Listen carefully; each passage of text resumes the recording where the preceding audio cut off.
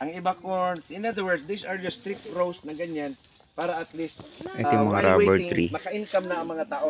Pagitan ng Same principle ito, with 4 pero ang meters. problema lang sa mangga Tapos kasi nandun sa grabe ang gitna kalupi yung sa mga mangga, sa mga rambutan, hindi advisable unless mag-sacrifice Hindi ka yung ng kakao. row yan para sa Hindi yung kakao sa rubber tree ulit doon. Nakagitna, hindi sa kasama sa Any questions so far before we go? loob ng Okay, rubber tree.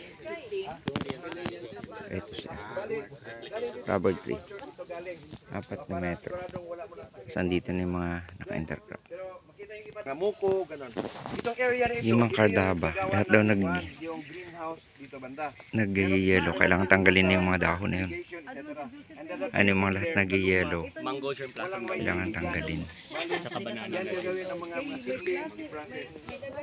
So dito sa intercropping ng banana 3x3, tapos ayun nakapagitan yung Madre de Cacao, tapos ayun na din gawin doon.